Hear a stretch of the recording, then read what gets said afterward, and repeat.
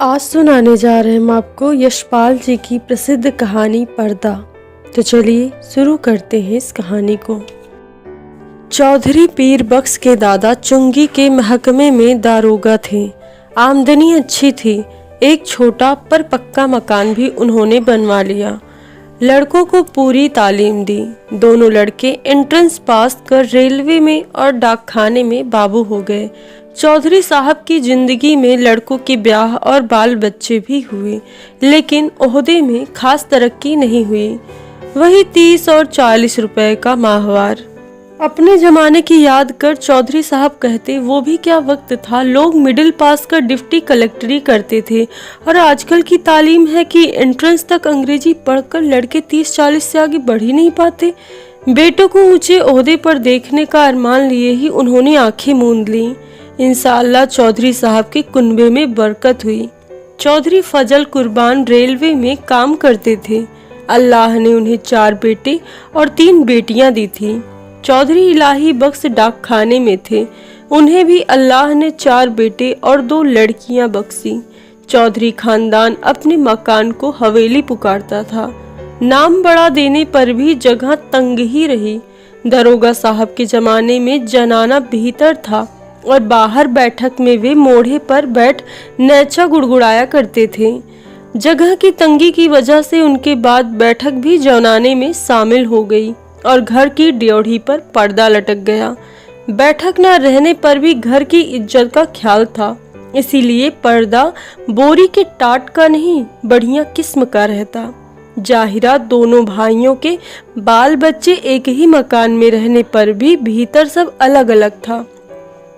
ड्योढ़ी का पर्दा कौन भाई लाए? इस समस्या का हल इस तरह हुआ कि दारोगा साहब के जमाने की पलंग की रंगीन दरियां एक के बाद एक ड्योढ़ी पर लटकाई जाने लगी। तीसरी पीढ़ी के ब्याह शादी होने लगे। आखिर चौधरी खानदान की औलाद को हवेली छोड़कर दूसरी जगह तलाश करनी पड़ी। चौधरी इलाही बख्श के बड़े साहबजादे एंट्रेंस पास कर डाकखाने में 20 रुपए की क्लर्की पा गए। दूसरे साहबजादे मिडिल पास करके अस्पताल में कंपाउंडर हो गए। ज्यों ज्यों जमाना गुजरता जाता तालीम और नौकरी दोनों मुश्किल होती जाती। तीसरे बेटे होनहार थे। उन्होंने वजीफा पाया। जैसे तैसे मिडिल पास करके स्कूल में मुदर्रिस हो देहात चले गए। चौथे लड़के पीर बख्श प्राइमरी से आगे नहीं बढ़ सके। आजकल की तालीम माँ बाप पर खर्च के बोझ के सिवा और है ही क्या। स्कूल की फीस हर महीने और किताबें, कापियाँ और नक्शों के लिए रुपया ही रुपया। चौधरी पीर बख्श का भी ब्याह हो गया। मौला के करम से बीबी की गोद भी जल्दी ही भरी। पीर बख्श ने रोजगार के तौर पर खानदान की इज्जत के ख्याल से एक तेल की मिल में मुंशीगिरी कर ली। तालीम जियादा नहीं तो क्या, सफेद पोश खानदान की इज्जत का पास तो था। मजदूरी और दस्तकारी उनके करने की चीज नहीं थी। चौकी पर बैठे रहते, कलम दवात का काम था। 12 रुपया महीना अधिक नहीं होता। चौधरी पीर बख्श को मकान सितवा की कच्ची बस्ती में लेनी पड़ी। मकान का किराया 2 रुपया था। आसपास गरीब और कमीने लोगों की बस्ती थी। कच्ची गली के बीचों बीच गली के मुहाने पर लगे कमेटी के नल से पानी की काली धार बहती रहती, जिसके किनारे घास उगाई थी। नाली पर मच्छरों और मक्खियों के बादल उमड़ते रहते। सामने रमजानी धोबी की भट्टी थी, जिसमें से धुआं और सज्जी मिले उबलते कपड़ों की गंध उड़ती रहती। दाईं ओर बीकानेरी मोचियों के घर थे। बाईं ओर वर्कशॉप में काम करने वाले कुली रहते। इस सारी बस्ती में चौधरी पीर बख्श ही थे जो सबसे पढ़े लिखे सफेद पोश थे। सिर्फ उनके घर की ही ड्योढ़ी पर पर्दा था। सब लोग उन्हें चौधरी जी, मुंशी जी कहकर सलाम किया करते। उनके घर की औरतों को कभी किसी ने गली में नहीं देखा। लड़कियां 4-5 बरस तक किसी काम काज से बाहर निकलती और फिर घर की आबरू के ख्याल से उनका बाहर निकलना मुनासिब ना था। पीर बख्श खुद ही मुस्कुराते हुए सुबह शाम कमेटी के नल से घड़े भर लाते। चौधरी की तनख्वाह 15 बरस में 12 से 18 हो गई। खुदा की बरकत होते रुपए पैसे की शक्ल में नहीं, आल औलाद की शक्ल में भी होती है। 15 बरस में 5 बच्चे हुए, पहले 3 लड़कियां और बाद में 2 लड़के। दूसरी लड़की होने को थी तो पीर बख्श की वालदा मदद के लिए आई। वालिद साहब का इंतकाल हो चुका था। दूसरा कोई भाई वालदा की फिक्र करने आया नहीं। वे छोटे लड़के के यहाँ ही रहने लगी, जहाँ बाल बच्चे और घर बार होता है। 100 किस्म की झंझटें भी होती हैं, कभी बच्चे को तकलीफ तो कभी जच्चा को। ऐसे वक्त में कर्ज की जरूरत कैसे न हो। घर बार हो तो कर्ज भी होगा ही। मिल की नौकरी का कायदा पक्का होता है। हर महीने की 7 तारीख को गिनकर तनख्वाह मिल जाती है। पेशगी से मालिक को चिढ़ है। कभी बहुत जरूरत होती है तभी मेहरबानी करते हैं। जरूरत पड़ने पर चौधरी घर की कोई छोटी मोटी चीज गिरवी रखकर उधार ले आते। गिरवी रखने से रुपए के 12 आने ही मिलते, ब्याज मिलाकर 16 आने हो जाते और फिर चीज के घर लौटने की संभावना ही नहीं रहती। मोहल्ले में चौधरी पीर बख्श की इज्जत थी। इज्जत का आधार था घर के दरवाजे पर लटका पर्दा। भीतर का जो भी हो, पर्दा सलामत रहता। कभी बच्चों की खींच खांच या बेदर्द हवा के झोंकों से उसमें छेद हो जाते तो पर्दे की आड़ से ही हाथ से सुई धागा ले उसकी मरम्मत कर दिया जाता। दिनों का खेल, मकान की ड्योढ़ी के किवाड़ जो थे वो गलते गलते बिल्कुल गल गए। कई दफे कसे जाने से पेंच जो थे उसके वो टूट गए और सुराख ढीले पड़ गए। मकान मालिक सुरजू पांडे को उसकी फिक्र ना थी। चौधरी कभी जाकर कहते सुनते तो उत्तर मिलता, कौन बड़ी रकम थमा देते हो, दूरपल्ली किराया, वह भी 6-6 महीने का बकाया। जानते हो लकड़ी का क्या भाव है, ना हो तो मकान छोड़ दो। आखिर किवाड़ गिर गए। रात में चौधरी उन्हें जैसे तैसे चौखट से टिका देते। रात भर दहशत रहती कि कहीं कोई चोर ना आ जाए। मोहल्ले में सफेद पोशी और इज्जत होने पर भी चोर के लिए घर में कुछ ना था। शायद एक साबित कपड़ा या बर्तन ले जाने के लिए चोर को ना मिलता, पर चोर तो चोर है। छीनने के लिए कुछ ना हो तो भी चोर का डर तो होता ही है। वह चोर जो ठहरा, चोर से ज्यादा फिक्र थी आबरू की। किवाड़ ना रहने पर पर्दा ही आबरू का रखवारा था। वह पर्दा भी तार तार होते होते एक रात आंधी में किसी भी हालत में लटकने लायक ना रह गया। दूसरे दिन घर की एकमात्र पुश्तैनी चीज दरी दरवाजे पर लटक गई। मोहल्ले वालों ने देखा और चौधरी को सलाह दी, अरे चौधरी, इस जमाने में दरी यूं काहे खराब करोगे, बाजार से ला टाट का टुकड़ा न लटका दो। पीर बख्श टाट की कीमत भी आते जाते कई दफे पूछ चुके थे। 2 गज टाट 8 आने से कम में नहीं मिल सकती थी। हंसकर बोले, होने दो, क्या है, हमारे यहाँ पक्की हवेली में भी ड्योढ़ी पर दरी का ही पर्दा रहता था। कपड़े की महंगाई के इस जमाने में घर की 5 औरतों के शरीर से कपड़े जीर्ण होकर यूं गिर रहे थे जैसे पेड़ अपनी छाल बदलते हैं। पर चौधरी साहब की आमदनी से दिन में एक दफे किसी तरह पेट भर सकने के लिए आटा के अलावा कपड़े की गुंजाइश कहाँ। खुद उन्हें नौकरी पर जाना होता। पायजामे में जब पैबंद संभालने की ताब न रही, मार्किन का एक कुर्ता पायजामा जरूरी हो गया। पर लाचार थे। गिरवी रखने के लिए घर में जब कुछ भी ना हो, गरीब का एकमात्र सहायक है पंजाबी खान। रहने की जगह भर देखकर वह रुपया उधार दे सकता है। 10 महीने पहले गोद के लड़के बरकत के जन्म के समय पीर बख्श को रुपए की जरूरत आन पड़ी। कहीं और कोई प्रबंध ना हो सकने के कारण उन्होंने पंजाबी खान बबर अली खां से 4 रुपए उधार ले लिए थे। बबर अली खां का रोजगार सितवा के उस कच्चे मोहल्ले में अच्छा खासा चलता था। बीकानेरी मोची, वर्कशॉप के मजदूर और कभी कभी रमजानी धोबी सभी बबर मियाँ से कर्ज लेते रहते। कई दफे चौधरी पीर बख्श ने बबर अली को कर्ज और सूद की किस्त ना मिलने पर अपने हाथ के डंडे से ऋणी का दरवाजा पीटते देखा था। उन्हें साहूकार और ऋणी में बीच बचाव भी करना पड़ता था। खान को वे शैतान समझते थे, लेकिन लाचार हो जाने पर उन्हीं की शरण लेनी पड़ी। 4 आना रुपया महीने पर 4 रुपया कर्ज लिया। शरीफ खानदानी मुसलमान भाई का ख्याल कर बबर अली ने 1 रुपया माहवार की किस्त मान ली। 8 महीने में कर्ज अदा होना तय हुआ। खान की किस्त ना दे सकने की हालत में अपने घर के दरवाजे पर फजीहत हो जाने की बात का ख्याल कर चौधरी के रोए खड़े हो जाते। 7 महीने फाका करके भी वे किसी तरह से किस्त देते चले गए। लेकिन जब सावन में बरसात पिछड़ गई और बाजरा भी रुपए का 3 सेर मिलने लगा, किस्त देना संभव ना रहा। खान 7 तारीख की शाम को ही आया। चौधरी पीर बख्श ने खान की दाढ़ी छू और अल्लाह की कसम खा 1 महीने की मुआफी चाही। अगले महीने 1 का सवा देने का वायदा किया। खान टल गया। भादों में हालत और भी परेशानी की हो गई। बच्चों की माँ की तबीयत रोज रोज गिरती जा रही थी। खाया पिया उसके पेट में ना ठहरता।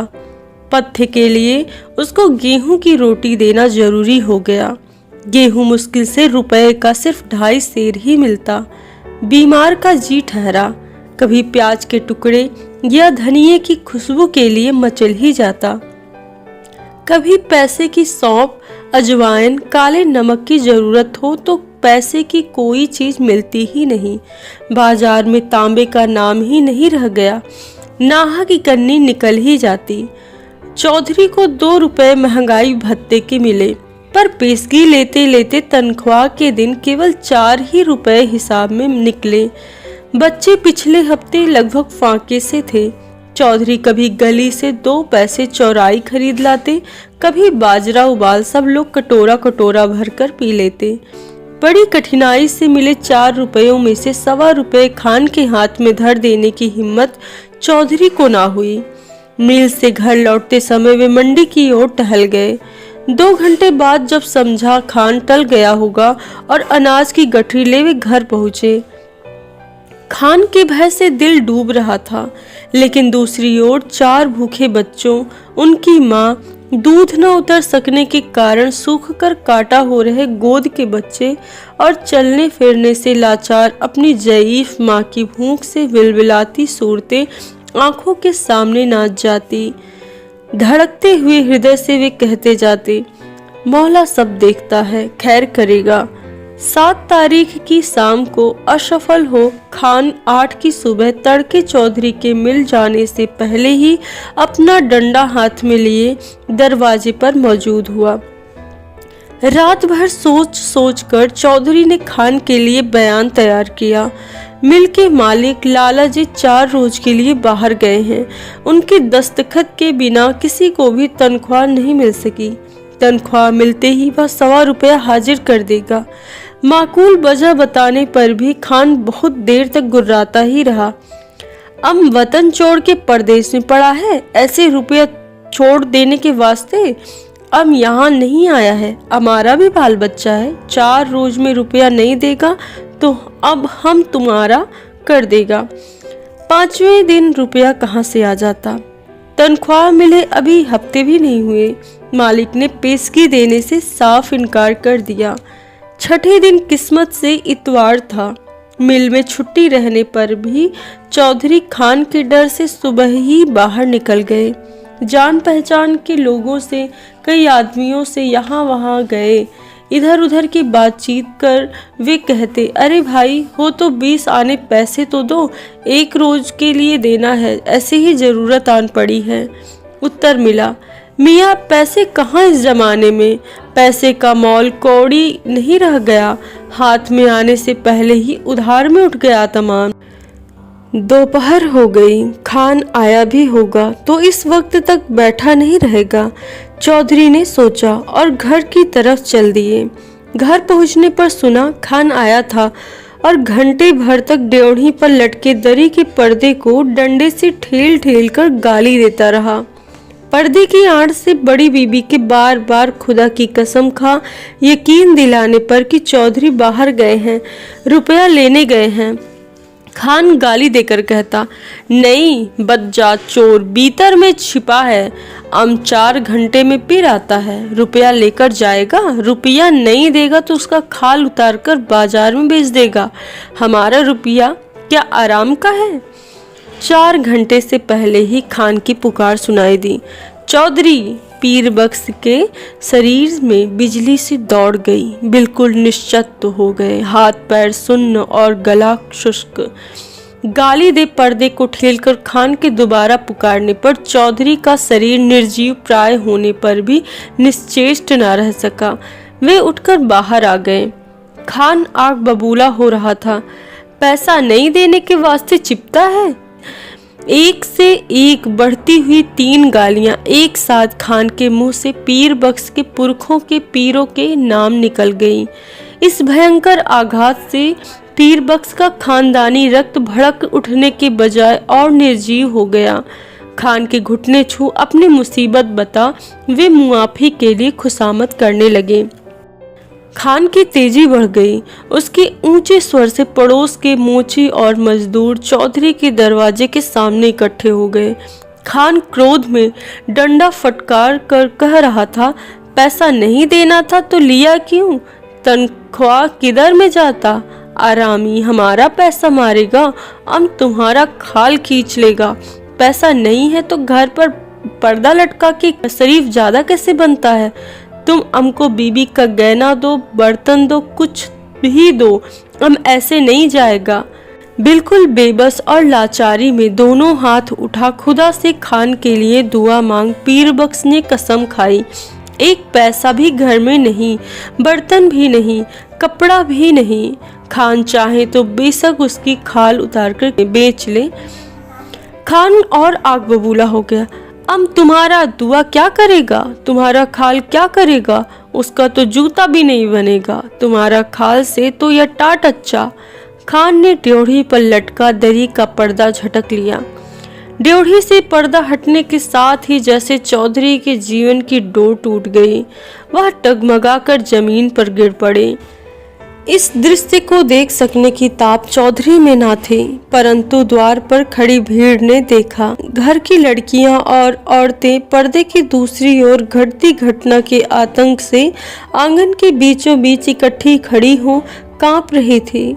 सहसा पर्दा हट जाने से औरतें ऐसे सिकुड़ गईं जैसे उनके शरीर का वस्त्र खींच लिया गया हो। वह पर्दा ही तो घर भर की औरतों के शरीर का वस्त्र था। उनके शरीर पर बचे चीथड़े उनके 1/3 अंग ढकने में भी असमर्थ थे। जाहिल भीड़ ने घृणा और शर्म से आंखें फेर ली। उस नग्नता की झलक से खान की कठोरता भी पिघल गई। ग्लानि से थूक कर पर्दे को आंगन में वापस फेंक क्रुद्ध निराशा में उसने लाहौल विला कहा और असफल होकर लौट गया। भय से चीख कर ओट में हो जाने के लिए भागती हुई औरतों पर दया कर भीड़ छट गई। चौधरी बेसुध पड़े थे। जब उन्हें होश आया, ड्योढ़ी का पर्दा आंगन में पड़ा हुआ था, परंतु उसे उठाकर फिर से लटका देने का सामर्थ्य उनमें शेष न था। शायद अब उसकी आवश्यकता भी न थी। पर्दा जिस भावना का अवलंबन था वह मर चुकी थी। ये कहानी यहीं पे समाप्त होती है। धन्यवाद।